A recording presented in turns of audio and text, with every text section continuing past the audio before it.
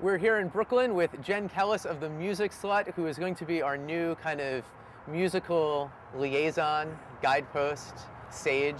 And we're at a really pretty unusual venue.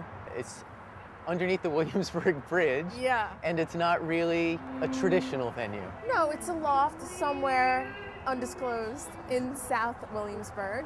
And we see a lot of these kind of loft spaces popping up recently, just because a lot of the more traditional spots in New York City have been slowly closing down, so these have been popping up. And who are we here to see? What will we experience? We're here to see Chris Garneau. He plays whimsical piano type music. He's been compared to Regina Spektor and Cat Power and Rufus Wainwright and Elliott Smith, actually, also, who has a lot of influence on him. And the music, the lyrics are kind of magical. It's a really pretty, beautiful album. I love the way you dance. We can work it all out. Don't you miss your chance? The pain will all grow out. I didn't go to see the city. I went to see it around you. You have like quite a distinct voice, and I wonder if that's just what happens when you sing, or if it's a sound you've worked specifically to craft. Yeah, I mean, I think, I hope it's always been distinct. I mean, I started singing when I was pretty young, so I hope it sounds different than when I was 12, but, I guess stylistically I've sort of gone from different places over the past 5 or 6 years. And I think, when I first started writing music, things were a bit more epic and more theatrical. In your own writing? Right. But, that was really when I started writing music when I was a teenager in high school. So, like musically or lyrically or both? Mainly musically, I think. They were really long and really weird and went on all different tangents and didn't really make much sense. The first album seemed like kind of a frustrating process, just the length of it. It was, yeah. It took like 3 years to make, and at this point it's like 4 years old. And has the process been different the second time? Yeah, yes. It's just a bandmate and I produced it together, Saul, and we went up to New Hampshire in the mountains, on a lake, and we were just there in this family-owned cabin and recorded everything there for 6 or 8 weeks.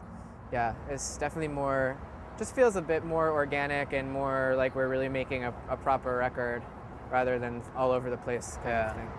Is mainly the process different, or do you think listeners will notice a different music on the second album? It's sonically it's different. There's more going on than most of Tourists is piano and cello and vocals with some occasional things here and there. But the new record is much more layered. There's a lot of percussion. More than 50% of the record is percussion, has percussion on it. Just bigger horn arrangements, string arrangements, some electronic beats that we made as well. So it's definitely gonna, it's contrasting from the first record. You have over 500,000 plays on your MySpace page. And I think I've read where you said that this era of internet music you think makes it easier for people, especially outside of New York, say, to have access to different and good music. Yeah. But I wonder how it works as a business model for you. Are you able to make a living with that type of exposure? Well, it's getting a little easier, but it's, definitely still a struggle. But I think with the current, sort of broad demographics that I'm able to reach through the internet, just literally around the world, I think it just benefits me in the long run. People can download the album for free wherever they are, but I think there's just such a wider audience anyway that the percentage of people getting it for free versus the people that still buy records hopefully isn't too drastic. Yeah. You made this decision early when you released the first album to be upfront about being gay. And every story I've read about you mentions it. Yes, they do. Do you regret it at all just because it's become almost like this strange focus? Yeah, it's irritating. I don't necessarily regret it, but I definitely never intended it for it to become a focus.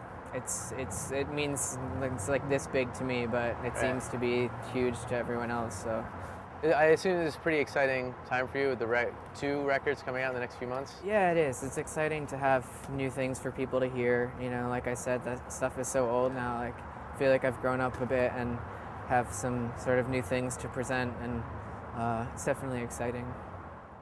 Flashlights in delis,